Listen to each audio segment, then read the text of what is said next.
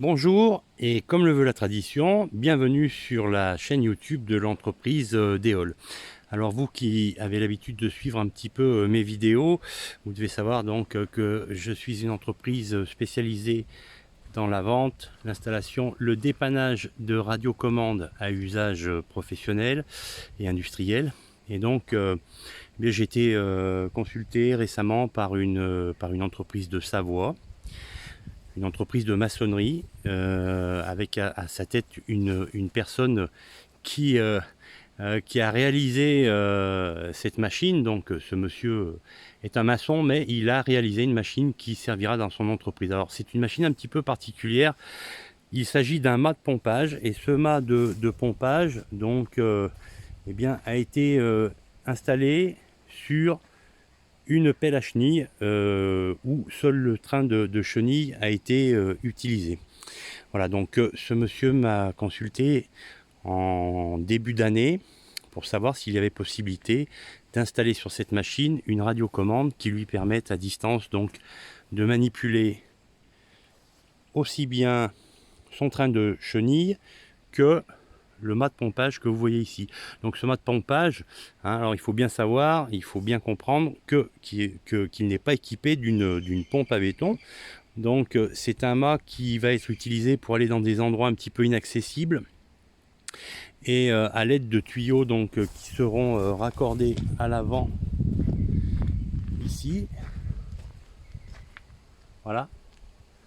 Et bien donc le béton, par le biais d'une pompe, pourra être acheminé dans ces tuyaux jusqu'au bout, donc pour aller couler des dallages, pour aller couler des massifs sur lesquels seront installés par exemple des pylônes de remontée mécanique, puisque nous nous trouvons en Savoie, donc très près des stations de sport d'hiver.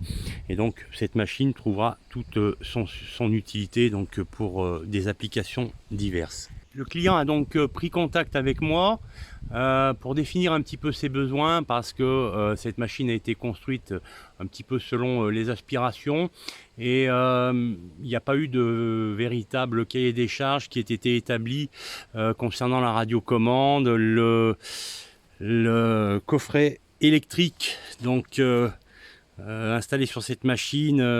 Bien nous n'avions pas les schémas et on ne savait pas trop comment s'y prendre. Donc avec la participation, et je les en remercie toujours, la participation de la société électronique, donc nous avons conjointement réalisé un émetteur qui est tout à fait adapté pour l'utilisation de cette machine. Alors fort malheureusement, je ne vais pas pouvoir vous faire de démonstration, parce que la machine est en maintenance, il y a un flexible hydraulique qui a pété, et donc je ne vais pas pouvoir vous faire fonctionner la machine. Alors en gros, voici comment ça fonctionne.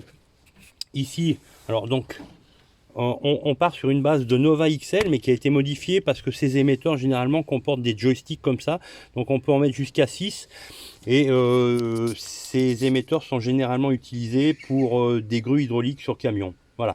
Donc ici on a un mix donc avec des joysticks à palette comme ça, où on va tirer, pousser, et on va donc avoir les fonctions qui vont servir à faire avancer ou reculer la machine, donc avec le train de chenille que vous avez ici.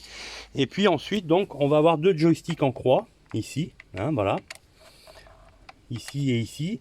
Et donc ces deux joysticks, alors celui de gauche, on va avoir l'orientation comme ça, orientation droite-gauche, puisque le mât de pompage peut tourner. Ici on va avoir la levée et l'abaissement du premier mât, donc la première articulation qui se trouve ici.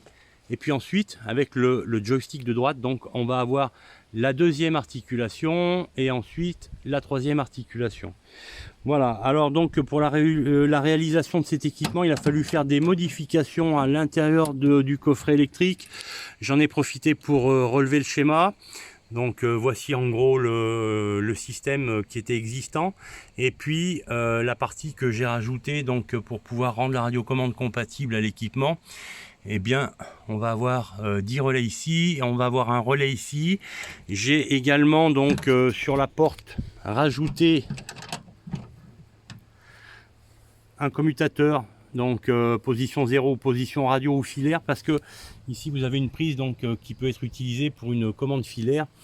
Donc cette commande filaire, on l'a conservée au cas où la radiocommande tomberait en panne, mais ce qui est assez peu probable vu la fiabilité du matériel électronique.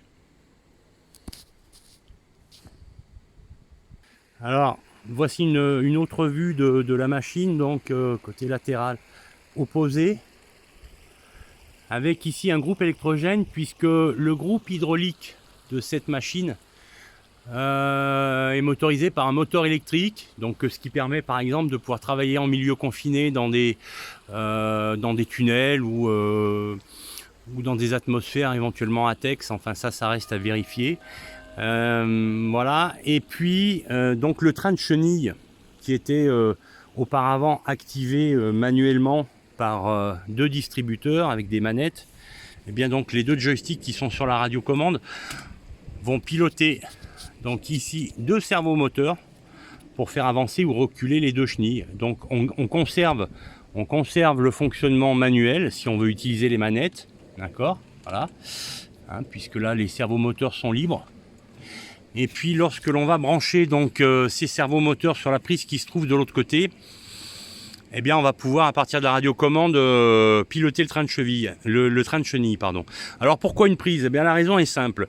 Par rapport à la configuration de cette machine, il n'était pas possible de passer des câbles électriques dans la partie tournante de l'engin.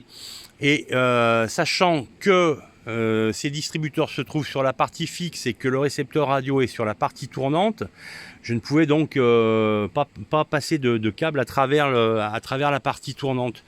Donc lorsque la prise est débranchée, la machine est libre de tourner sur 360 degrés, mais lorsque l'on va brancher cette prise donc de l'autre côté de l'engin, eh bien on va neutraliser la fonction d'orientation, tout simplement pour ne pas prendre le risque d'arracher les câbles. Donc voilà, on a une prise avec un bouchon ici et on vient se raccorder ici, et donc il faut que le bras de pompage soit orienté à 180 degrés pour pouvoir brancher l'équipement.